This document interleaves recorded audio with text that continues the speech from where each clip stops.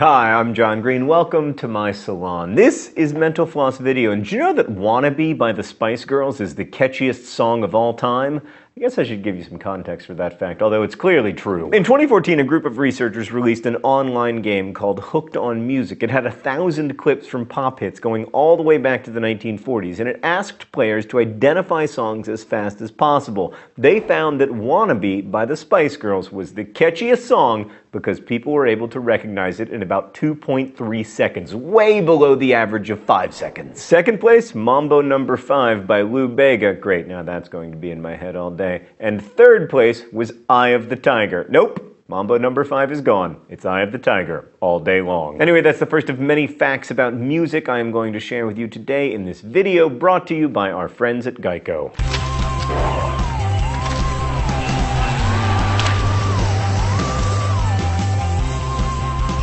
A 2014 study found that while people listened to music they described as chill-inducing, they were more generous. Like, the 22 participants played a game in which they were dictators who had to decide how to distribute money to fake people. And ones who listened to their preferred chill-inducing music beforehand were more generous than those who listened to music they didn't like or those who heard nothing at all. That might have you wondering what causes the chills while you're listening to music. A 2011 study found that adults who are open to new experiences are most likely to get chills while listening to music, and they tended to be the same people who listened to more music and valued it. Music has been shown to trigger the nucleus accumbens in the brain, and that structure is also associated with dopamine, the chemical the brain releases during eating and sex. So some experts compare music's effects to, sex. I suppose it depends on the music, though. I actually became pregnant briefly after listening to Missy Elliott's most recent single. There was another study that used an fMRI machine to examine the activity of the nucleus accumbens while people listened to music. Researchers played 60 clips of novel songs to participants, and then they asked how much money the participants would pay for the song. The more activity the music created in the nucleus accumbens, the more people were willing to spend. In short, soon enough, record labels will have little chips in our brains that charge based on how much they say we enjoyed the music. In the 1990s, a scientist named Sheila Woodward of the University of Cape Town set out to determine whether a fetus can hear music, so she placed a 2-inch underwater microphone into the wombs of women in labor. As if labor doesn't suck enough already. Anyway, Woodward discovered that music is detectable in the womb. She also found that the heart rate of fetuses becomes elevated while music is playing, so they can very likely hear it and even react to it. Side note, everyone told us to play like Beethoven up against my wife's belly while we were pregnant with our children. I guess technically we weren't pregnant. That's a bit of a funny phrasing, isn't it? It's really an ownership over a thing that you are not. That was a side note to the side note. But anyway, we mostly played Beyonce, and sure enough, now our kids are awesome. Music is important to infants as well, which is why we continue to play our kids Beyonce. In 2013, researchers studied the effects of music on 272 premature infants in a neonatal intensive care unit. And they found that playing lullabies to the babies resulted in multiple positive behaviors, including lower heart rates and higher caloric intake. And listening to music has also been shown to improve the immune systems of adults. A team from McGill University examined 400 research papers about music and the brain in 2013, and they found that music decreases anxiety and assists immune system function. And then there's a 2008 study from Heriot-Watt University that had the surprising conclusion that classical music fans and heavy metal fans are very similar, at least psychologically. The researchers surveyed 36,000 music fans from 6 different countries and found that listeners of these two genres tended to be creative, gentle, and self-assured.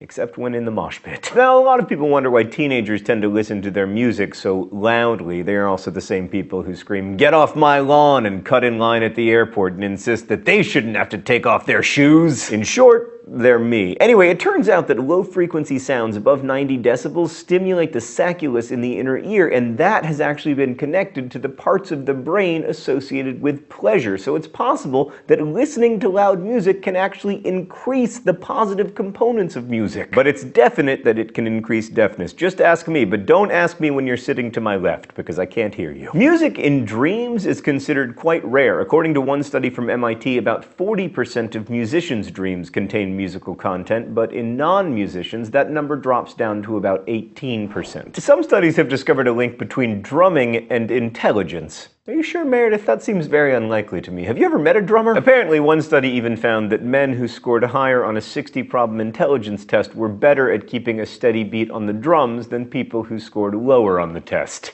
My brother is a drummer. This is very disconcerting news to me. There was a French study published in the journal Learning and Individual Differences, which found that students did better on a quiz after a 1-hour lecture with classical music in the background than students who learned the same material without the classical music playing. And then there's tearjerker songs. One 2014 study surveyed a group of people in order to determine why we enjoy sad music. I think it's because sad songs, they say so much, he said, realizing that no one would get his Elton John references. The study pinned down 4 different rewards of music-evoked sadness: reward of imagination, emotional regulation, empathy, and no real-life implications. Mark, I wonder if those rewards apply to other sad forms of entertainment. I'm just asking for a friend, of course. Well, and because I love the movie Steel Magnolias. Just whenever I need a good cry, which on average is once every 3 days, I'll watch Steel Magnolias. Anyway, speaking of moods, listening to happy or sad music changes how we interpret facial expressions. One study had participants listen to happy or sad music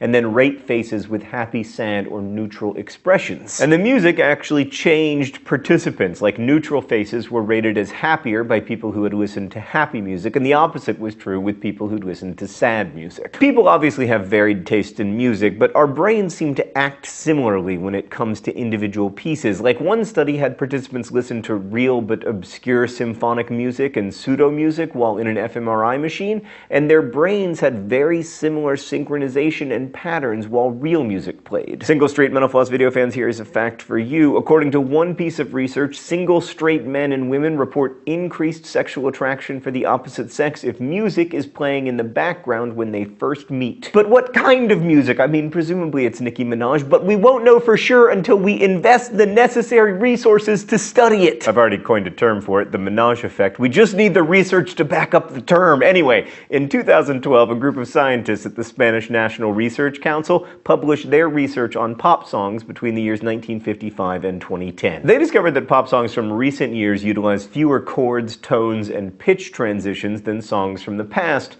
But I still prefer Bieber's new album to ABBA. There's actually a field of study in which musicians and computer scientists are trying to figure out how to create pop music based entirely on algorithms. It's known as pop music automation. Speaking of songwriting, one scientist set out to find a formula for tear-jerking songs. He discovered a few features that tend to work, including an expansion of the frequencies played, unexpected deviations in the melody or the harmony, and the abrupt entrance of a new voice. That scientist's name? Bon Iver. In fact, it was not. A prime example of a song containing all of those attributes is Someone Like You by Adele. No surprises there. It's a tearjerker. Of course, music often triggers memories in people, and it turns out it can do the same thing in people who have impaired memories. In one 2013 study, a handful of people who had brain injuries scored higher on a test of autobiographical memories while listening to a playlist containing #1 hit songs from 1960 through 2010. There's a certain type of music we associate with horror films, right? Like, in addition to minor chords, you might remember the use of high-pitched sounds in movies like Jaws and The Shining. Well, it turns out these sound a lot like the screeches of baby animals. Experts think the reason the music is making us feel uneasy is because we are biologically programmed to feel endangered when we hear those sounds. In 1911, researcher Leonard Ayres had cyclists pedal to silence and then to a live band playing music, and unsurprisingly, he found that they pedaled faster while the band played. And jumping forward 100 years, a 2012 study found that while cyclists pedaled in time to music, they needed 7% less oxygen